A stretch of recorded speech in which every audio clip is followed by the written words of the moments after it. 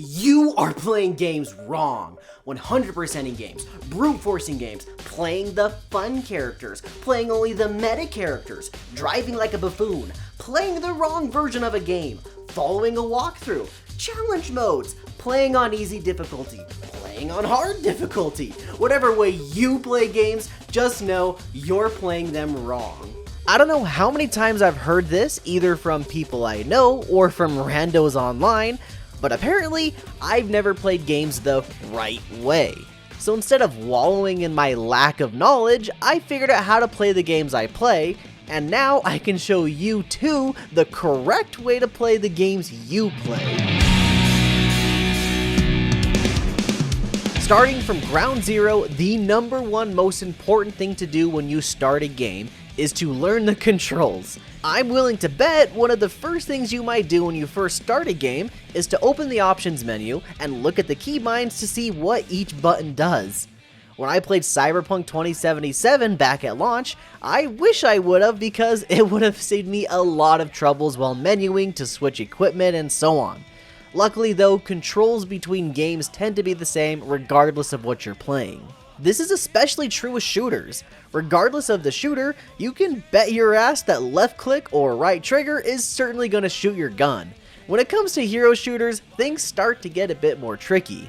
These types of shooters give each character special abilities that are mapped to any of the available buttons. Because of the variety of characters you can play as, they each tend to play a little bit differently. In Apex Legends, going from Wraith to Gibraltar feels like you're playing an entirely different game. In Overwatch, you can be playing Call of Duty as one character and then switch to playing a hack and slash in the very next match. But hey, at least the button controls are the same.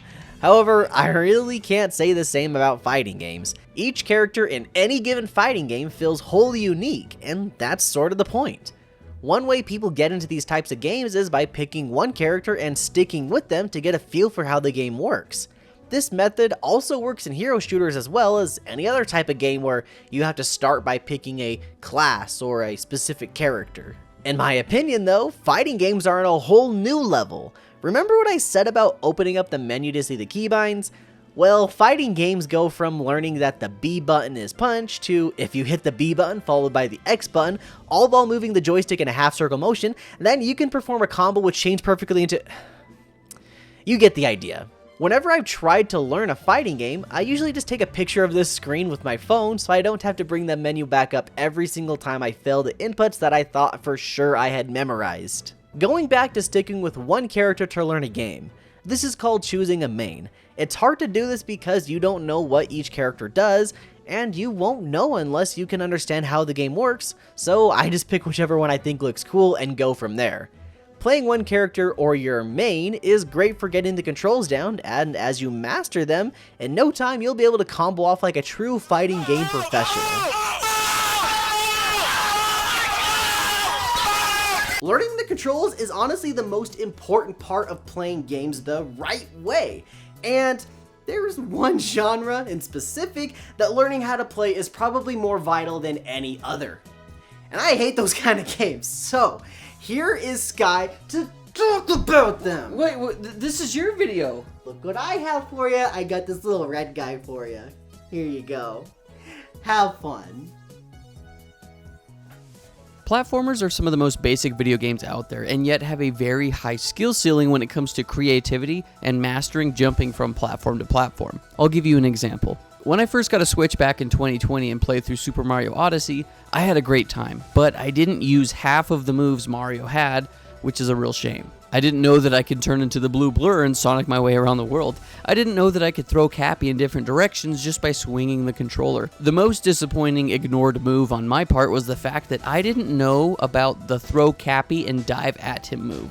My god, that is the most helpful move in the entire game, and during my first playthrough, I didn't use it once. You can play through platformers, especially Mario games, with just the basic moves. But during my second playthrough, I made sure I learned all the moves and utilized them as much as humanly possible. It completely changed how I played this game. Instead of taking traditional routes to get the power moons, I would try to take shortcuts. Comboing moves into each other makes you feel like a gamer god.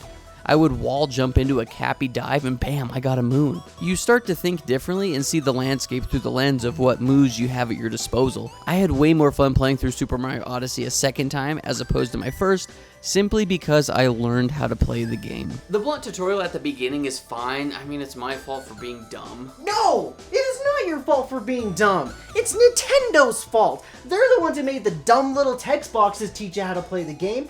They should have done something more creative. Tutorials in games get a bad rep, and they pretty much deserve it.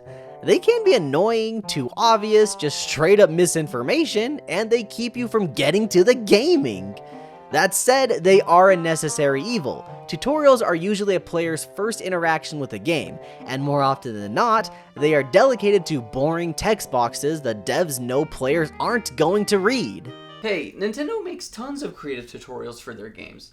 One of my favorites being from Super Mario Sunshine, where you chase down Shadow Mario. During the chase, you see him pull off all these sick moves, and because he's a carbon copy of you, you can do anything that he can do. It's the dev's way of showing you a tutorial without bringing the game to a halt with text boxes. Yeah, I mean, I guess you're right. In fact, I even had 2 Nintendo games in mind when I tried to think of actual good video game tutorials. You've likely heard it before, but Super Mario Bros. World 1-1 and The Great Plateau in Breath of the Wild are video games' best tutorial levels, and they are the standard for what a tutorial level should be. Both of them let players learn how to play the game by having them play the game. Players experience the game's mechanics in a controlled environment. You get 2 buttons in Mario, and every person who has ever played that game will press them both within the first 5 seconds of playing to find out what they do. Once they get those down, they are free to see what their newfound knowledge can accomplish. Breath of the Wild is very much so in the same vein, but on a much larger scale. Regardless of size, the concept is still the same. Find out what the buttons do, and then see how the buttons help you navigate the world you're in. We could go on and on about this, but there are plenty of people doing just that. Plus, tutorials are supposed to be brief, and we still need to talk about a bad example. Okay, there isn't very much wrong with the Xenoblade series, but their tutorials are probably the biggest offender, especially the tutorials in Xenoblade 2. To put it bluntly, they are bad. They don't really tell you how to properly play the game, sometimes even giving you false information. And for better or worse, you can't even recall them in any of the plentiful menus the game has. But when you actually do learn how to play, Xenoblade 2 can be one of the most rewarding games you've ever played. So when someone is willing to really dive into the mechanics of Xenoblade 2, more often than not, they come out of it saying that it's one of the most fun games they have ever played. Really digging deep into how a game works is some of the most fun I've ever had when playing a game. It's the reason I love card games as much as I do. Yu-Gi-Oh! Is an incredibly complex card game, but it's those complexities that make the game so much fun for me. Xenoblade 2 has a lot of complexities, but those complexities make the game so fun to play. But like I said earlier, Xenoblade doesn't really have the greatest tutorials, so how did I learn these mechanics? YouTube. Really, the internet as a whole, but YouTube specifically was what taught me how Xenoblade 2 ticks, pointing even more specifically to Anel, who has made just about every video you'd ever want to learn the ins and outs of Xenoblade 2's combat. Without Anel, I think that Xenoblade 2 would have left a sour taste in my mouth, as it sorta did for a couple years. I tried playing the game at launch and got about 5 hours in, hit a skill wall, and I just couldn't get over it with my knowledge of the game. Years later, I watched Anel's guides and was able to get back to Xenoblade 2, get over that wall, and beat the whole game with incredible ease. Xenoblade 2 has become one of my favorite games of all time, but there's no way in hell that it would have obtained that without looking to YouTube for guides. This really goes without saying for any complex or challenging game. Trails in the Sky was another one that I really had to study to figure out how to play. Persona isn't the hardest to figure out, but thanks to Johnny Awesome's Let's Plays, I never had a problem. And due to the countless Yu-Gi-Oh! YouTube videos I've seen, I'm still bad at the game. I guess learning how to play and skill are 2 different things. Speaking of that, Dark Souls is another series where learning how to play and the skill to play the game are very different things. YouTube videos are incredibly helpful here as well because the game doesn't give very good details on some of the more important mechanics like dodge rolling and iframes, leaving the new players in the dark. I was once one of these new players that had no idea what I was doing, would die over and over again and try my best not to rage. With the lack of an in-depth tutorial, I turned to the previously mentioned YouTube videos on how to play the game. I watched as many video tutorials as I could. I had all the mechanics broken down and explained to me, from dodge rolling, timing, iframes, character build stats, weight management, and much more. After I learned what everything meant and how to dodge roll, Dark Souls became so much fun. I couldn't get mad at the game anymore because I understood what it required of me, and when I did die, it was my fault, further teaching me that understanding game mechanics and being able to perform said game mechanics are not the same thing. And that loops us back to choosing a character to main. After playing a game and only playing one character, you get really familiar with the game mechanics. You may even vaguely grasp how other characters work, and even if not, you absolutely do know how your character works. The more you play, the more comfortable you get with your main, and you not only understand the game, but you can back up your knowledge with skill. Now that you have your main perfectly mastered, you feel incredible. You become an unstoppable force and nothing can even dream of being on your level. But when you decide one day that, hey, maybe you do want to try a new character for once, you go back to square one, everything is new again, and you have no idea what you're even doing. Really, things aren't all that different. You just have to figure out the new puzzle that the game presented you with. When it comes to puzzle games, the two biggest things I've learned are don't forget about the items in your pocket and pay attention to the level layouts and item placements. With games like Zelda specifically, I've had countless times where I'd be stuck on a puzzle and couldn't figure it out. It wasn't until I started cycling through my items that I learned, oh yeah, the lens of truth. I turned it on, revealing a hookshot spot that can only be seen with it on. It's easy to forget what items you have at your disposal while playing through puzzle games, so do your best not to forget. As important as your items are, being observant of the level layout and item placements is key. You have to change the way you see objects and areas. In Zelda 1, you see 4 blocks in the middle of a room. Most of the time you'd think nothing of it, but in order to advance the dungeon, you need to push one of these little guys. Changing the way you see objects placed on your path is key. You never know what kind of sneaky or tricky puzzle the devs may throw at you, but always remember that everything is placed exactly where it needs to be and serves a purpose. Pay attention to item placements as well. Sometimes you may be stuck in a certain room or on a certain puzzle and have no idea what you're supposed to do, but you see a specific item placed in the same room as you. This is no accident. In Tears of the Kingdom, there is a shrine that requires you to use fire arrows. Well, in the same room as you, there is a bush that gives you the fire fruit for you to use. Would you look at that? Most of the time, if an item is required to beat a puzzle, devs will give you that specific item or make enemies indefinitely respawn that drop that item so you don't softlock. One more quick example of pay attention to what is going on. I'm about to spoil a puzzle for Dark Souls 2, so if you don't want to be spoiled, skip ahead. In Dark Souls 2, there is a section where these knights infinitely respawn. When I first played through this, I was getting so annoyed because they just kept coming and the door I was trying to get through was locked tight. There are 2 big statues holding bowls, and it turns out that I needed to kill one of the knights next to the statue, and it would suck up the souls, and then the door would open. After playing tons and tons of puzzle games, you will start to approach each puzzle from a more critical and observant perspective. Look at your surroundings, pay attention to cracks or beams of light shining through, enemy placements, and item placements. Don't forget to check your pockets for items you can use. And the very last average Joe tip is, if the game gives you a map, use it. Maps are your best friend. In puzzle games, you're always given what you need for the given situation.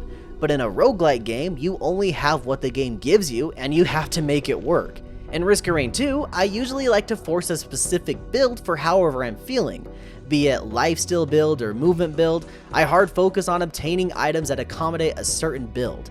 Sometimes the game isn't very nice and won't let me have the items that I want, so I have to readjust my build and work towards something else. Balatro is another interesting roguelike game where you play poker hands to gain points and beat levels.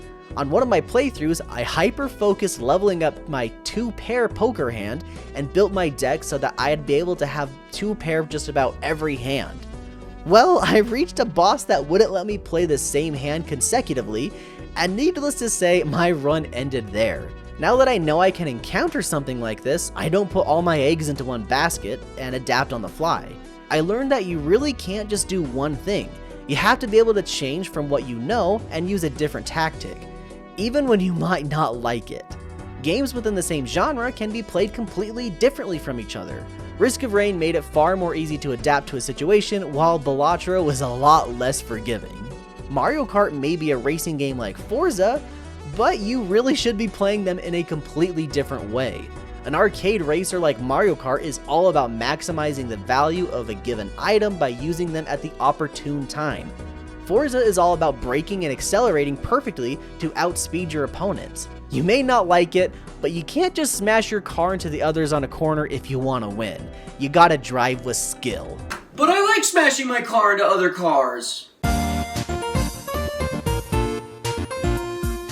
In the end, playing games properly can be incredibly fun and rewarding. But really, what's most important is just to play games how you enjoy playing games. You absolutely may have more fun learning how to play as intended, especially when it comes to games that have more complex mechanics, but sometimes it is fun to break the rules. You want to brute force your way through an RPG? Be my guest. You want 100% a game? I'd call you crazy, but have at it. You want to be the NPC and follow traffic laws? Hey, I've been there. I love slamming a warthog through every door on Silent Cartographer, and some people have even made entire careers on doing challenge runs and speedrunning. So when it comes down to it, you playing the correct way is a ton of fun. But really, you should learn what you like and play. Thank you all for watching our video, and we hope you guys have enjoyed. This is our first little video kind of collab thing with each other that we've done. Normally, a lot of our videos will have features from each other, but this is like one that we actually tried scripting together. So it's something new for us, and we probably will do more stuff like this in the future. So stay tuned for that. Thanks again for watching, you guys. Have a good one, and keep it rad.